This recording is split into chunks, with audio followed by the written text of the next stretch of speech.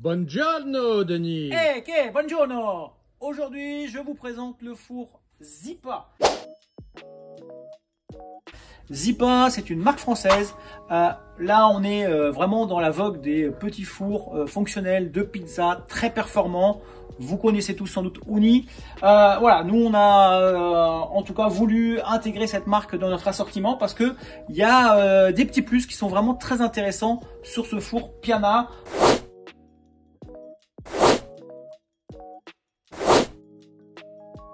Vraiment des fours qui s'intègrent parfaitement sur votre terrasse et surtout très performants. C'est ça qui est intéressant chez Zipa.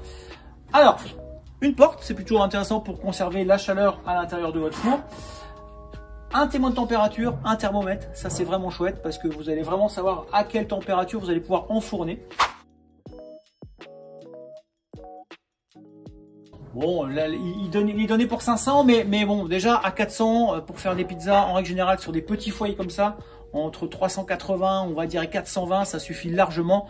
Monter à 500, ça sert pas à grand chose en fait. Même si ça peut le faire, ça sert pas à grand chose. C'est un four que vous allez utiliser avec du granulé, que vous allez pouvoir utiliser également avec du charbon de bois ou avec des bûchettes de bois.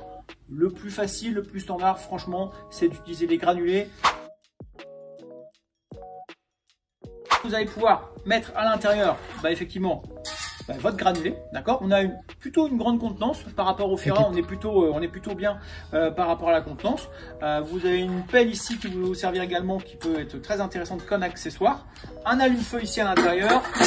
C'est parti, 20 minutes de chauffe et là vous allez effectivement au bout de 20 minutes arriver déjà à 400 degrés. Le gros plus de ce produit, alors on est sur des pizzas, on est sur un four 12 pouces, donc on est sur des pizzas de 30 cm.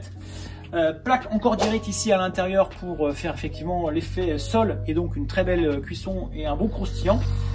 Vous savez, toujours sur ces fours là, comme le foyer est à l'arrière, on a une énorme chauffe ici sur l'arrière qui nécessite de tourner sa pizza tous les 15 secondes. Quand je prends une pelle et que je veux effectivement faire ma rotation à l'intérieur, c'est pas super pratique. Et là, Zipa, et ça c'est génial, vous avez la petite molette ici qui vous permet effectivement de faire la rotation de la pizza, d'avoir toujours la partie ici qui est extrêmement bien cuite, extrêmement saisie, et tous les 10-15 secondes, on fait un petit quart de tour ici, ce qui va faire vraiment une cuisson très harmonieuse sans galérer à rentrer la pelle, à la sortir, à faire son petit quart de tour comme ceci. Ça, c'est vraiment une innovation qui est top chez Zipa. Les pieds sont rétractables, je peux enlever la petite cheminée, ça prend pas de place à la maison, vraiment très compact également. Temps de cuisson, 1 minute 30 grand maximum, et là on a vraiment un croustillant qui est top. Voilà, du coup c'est très pratique, c'est très facile, on est vraiment sur le four de pizza, on peut pas faire grand chose d'autre à l'intérieur, on est d'accord, mais pour des pizzas c'est vraiment l'idéal. On peut avoir ce type de chariot là avec des tablettes, des rangements, des supports, vraiment super pratique. N'oubliez pas, pour l'utilisation de ces fours là, c'est très pratique de pouvoir arriver derrière. Vous avez une petite trappe ici dans lequel régulièrement on va pouvoir remettre du granulé à l'intérieur. Donc il faut pouvoir tourner autour de ce produit là. C'est pour ça que les dessertes, alors celle-ci c'est la plus complète, il y en a une un peu plus simple ici, sont vraiment pour moi indispensable pour travailler très justement autour de son four à pizza sur la terrasse. Voilà, écoutez, Zipa c'est à peu près aux alentours de 300 €, ils sont plutôt dans l'entrée de gamme au niveau du marché, en tout cas l'entrée de prix, c'est très intéressant. On est garanti 2 ans, voilà, donc il n'y a rien à envier aux autres, donc franchement on est sur un très bon produit, on vous recommande le Zipa. On utilise quel type de pelet? Alors, surtout, c'est important, les pellets que vous allez utiliser sont des pellets de cuisson. C'est-à-dire que je vais prendre les mêmes pellets que je peux utiliser dans des barbecues au pellet, dans d'autres marques de four à pizza, il n'y a pas de problème.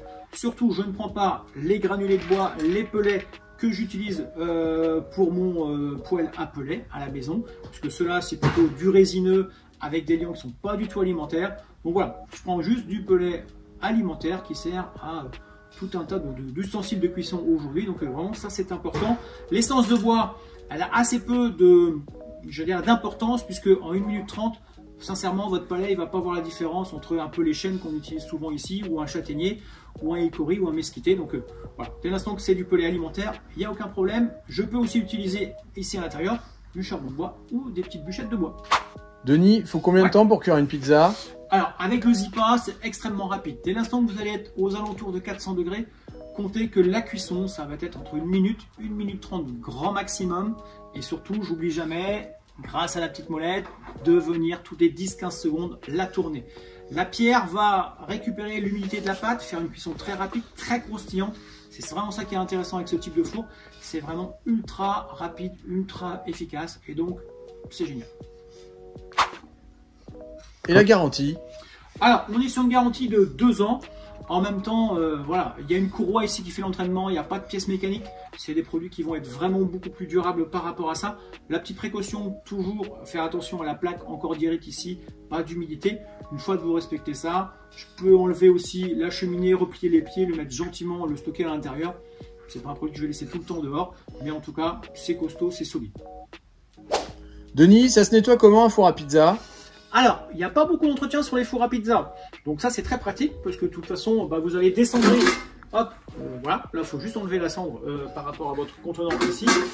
Après, une petite précaution à prendre. La pierre qui est ici à l'intérieur, que je peux enlever, je la nettoie jamais dans l'eau, je la fais pas tremper, je la mets pas à la vaisselle. Éventuellement, une petite éponge légèrement humide, ça va suffire largement. Je peux brosser avec une petite brosse style poêle détonné, aucun problème par rapport à ça. Le meilleur entretien pour votre pierre, alors qui va forcément noircir avec la mozza qui va couler dessus, ainsi de suite, c'est la pyrolyse. C'est-à-dire que vous faites marcher à blanc, vous la faites tourner près du foyer ici, et elle va s'éclaircir d'elle-même. Voilà. Et pareil, je fais attention, je ne stocke pas la pierre ici à l'intérieur ou le four dans un endroit humide, parce que si vous lui mettez 400 degrés et que la pierre est encore humide, ça risque de la fissurer.